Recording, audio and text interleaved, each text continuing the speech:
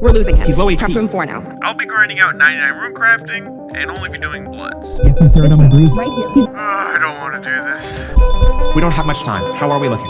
All of his stats are drained. I'm getting him set up now. Oh my god. He just might make it. He's got that dog in him. Carry me away, boys. The defib is ready. Get over here now. 3, 2, 1. Clear. But you know what? I'll never give up and just gotta keep on going. I've been playing my Ultimate Iron Man account for some time now, and although I don't usually show it, I've actually been recording the whole journey since the start. I typically upload shorter videos with a lot of editing, but this time it's different. This is a mini-series you can all watch as we learn what it takes to prepare and complete the Inferno as an Ultimate Iron Man.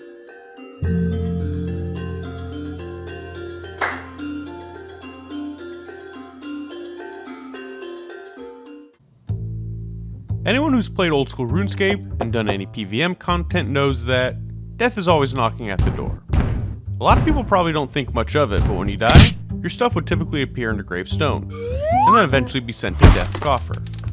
But for a UIM, it's a completely different story. For starters, death isn't just knocking on the door for UIMs.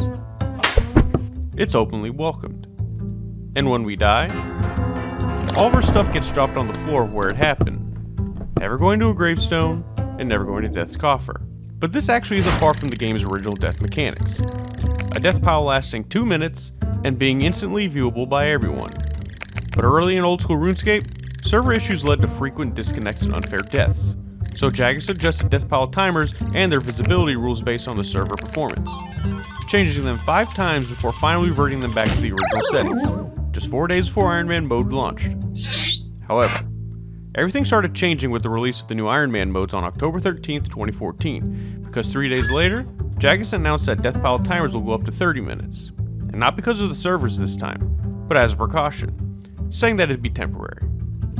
Then, in January 2015, Jagex introduced a whole new death with the release of Zulrah, and the first instance boss in Old School RuneScape. These fights took place in a one-time generated instance, meaning if you died, your death pile was stuck in a space you couldn't return to. To solve this, Jagex introduced the item retrieval service, but we'll come back to this later. Because the next month in February, they changed death mechanics again, this time making it so that only the player who died could see their pile in those 30 minutes. Temporarily, of course. So the very next month, Jagex extended the timer to a full hour. Again, you know, temporarily. And that temporary update, it became the standard for the next 5 years until June 25th, 2020, when Jagex finally committed to permanent death mechanics, introducing the gravestone and Death's Coffer that we use today. This would change the game dramatically for everyone who didn't fall into the claws of the fine print. Ultimate Iron Man accounts are excluded.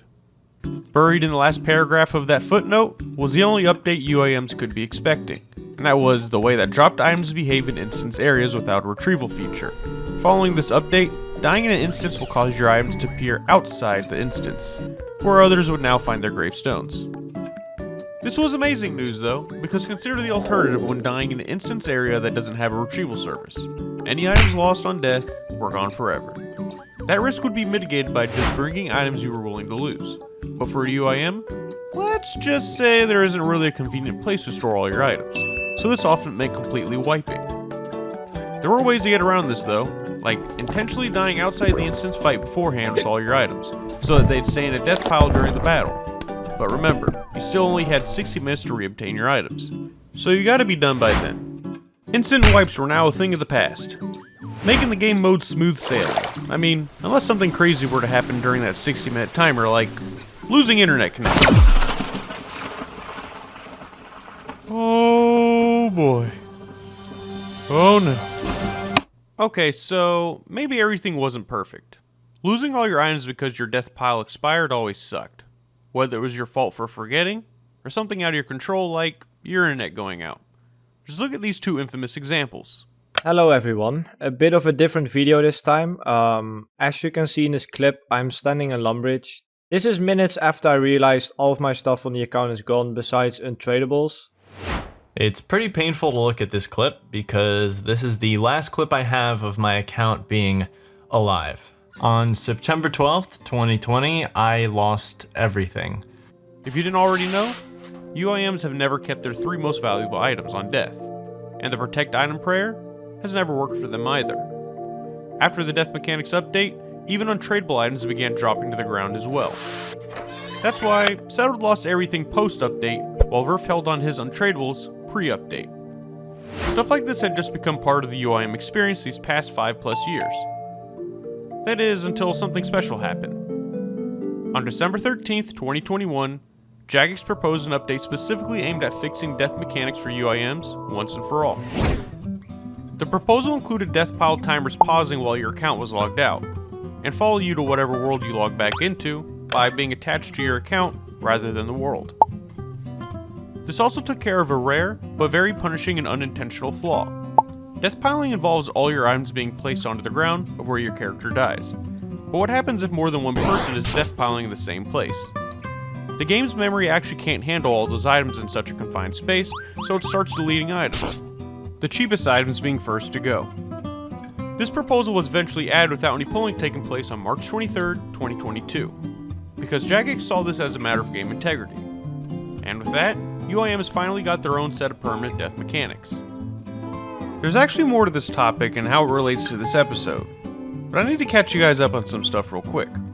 This series has been MIA for about 18 months now, and a lot has happened since then. But those first 6 months can mostly be explained by project overlap, and what was originally meant to be episode 4, accidentally turning into a 30-minute documentary that, surprisingly, the community took very positively. So technically, we're on episode 5 right now. But episode 4 did include some solid progress, both toward the Inferno grind and general account development. To start, I knocked out 99 construction, just to have a wearable all-time house teleport. I collection logged Moon's apparel, and in the process upgraded my Mystic gear to the Aram's adjacent Blue Moon set. Then, I got 99 cooking, for no real reason. And I got this cool golden tench while green logging aerial fishing, which naturally led me to getting 99 fishing at Temperos. And lastly, I did Herbivore all the way up until 99 Hunter, setting me up perfectly for episode 5, which as of now, you all know nothing about. Alright, so we're all caught up now, and you're probably wondering, what's this all about? Well, my looting bag has gotten pretty full, stuffed to the brim actually, and most of it's actually Herblore stuff I've been hoarding for years. So it's time to finally go all in on 99 Herblore. It will free up a ton of space and, more importantly, give me a massive potion stockpile, enough to cover raids for a while and fuel as many Inferno temps as I possibly need. Of course, it's not that simple, as there is a dependency chain. Before Herblore, I'll need to get 99 thieving for the seeds. Then I've got to grow those herbs, gather secondaries, you get the idea. And that alone would be grindy enough, but there's one huge reason why I've been gone for so long. Remember when I said, to solve this, Jagex introduced the item retrieval service, but we'll come back to this later. Well, this is a feature that UIMs take advantage of a lot, and what we tend to call death banking. The item retrieval service holds on to any items found in your character upon a death in an instance fight, and usually for a fee. There's currently 13 non-quest retrieval services in the game, but Espori's is the most popular due to its convenient location, and its 25k fee being the cheapest cost for a death bank that has an interface. Now, the strategy behind death banking is simple. Start up a boss fight, and intentionally die. This is the most convenient way of getting access to anything in your looting bag, since using a bank to transfer the contents isn't an option. You see, putting things into a looting bag is easy.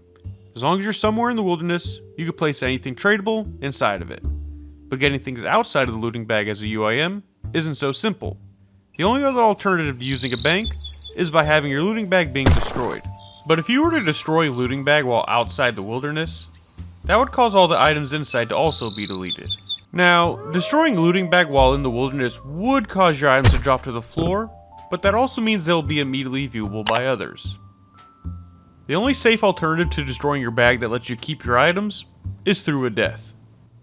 Dying with a looting bag on you causes all your items inside to drop to the floor, or, in the scenario where you die while you're in an instance area, be sent to an item retrieval service.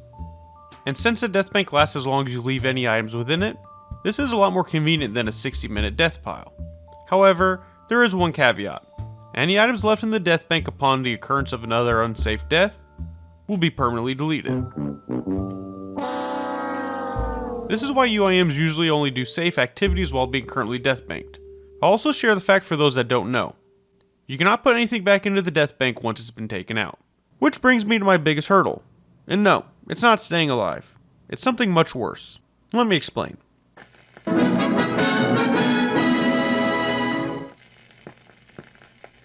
When deciding to start your journey as an Ultimate Iron Man, you chose the path not many decide to take. That's why we here at Genie Corp have created these educational videos to help you be the best you can be by better understanding the 8 pillars that make you Ultimate. Today we will focus on utilization. As a proud Ultimate Iron Man, your greatest asset isn't your bank, it's your brain. You've got just 66 item slots to your name. That's 28 from your inventory, but you minus 1 for your trusty looting bag, which in benefit adds an additional 28. And lastly, you got your 11 slots for your equipped items. Utilization isn't just important, it's everything. You may need to use your wits and combine items whenever possible. But in this line of work, sentimentality is a liability, because what works today can be replaced tomorrow. So before you death bank while capped out, and setting off on some new adventure, make sure you've got a plan. That feeling of freedom at first may be what you were needing, but every shiny new object you pick up just adds more weight than you can bear. Because if you were to find yourself capped out in your death bank and on your person, all while thinking that staying alive was your main priority, you've just committed the worst cardinal sin that a UIM can make. Your death bank is now unreachable, because if you were to try and create a death pile, that would delete everything in your death bank immediately. If you try dropping items to juggle, you then risk the chance of having those items despawn to the timer or be picked up by others. You're stuck in a perfect catch-22 paradox. One that only one final bad decision can fix. The worst imaginable punishment ever. Or wipe for short. The moment I began my Herblore grind was the moment I crossed the 66 item threshold. From that point on, I was locked into this grind, and all the prerequisites that came with it, until I'm back under the safety threshold. So how did this all play out?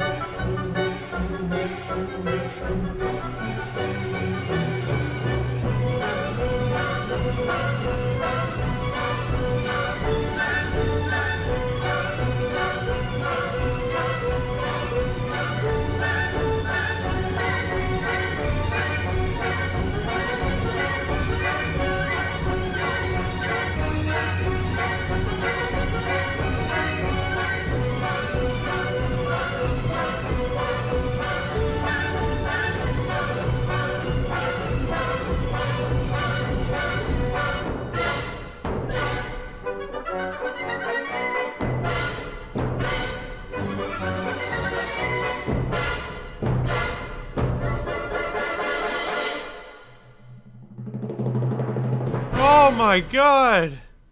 Look at this! Dude, I barely have anything. This is incredible. 6 months finally done. Look at all these potions I have. Oh god. Wow. I'm finally done. This is great. Woo! Okay.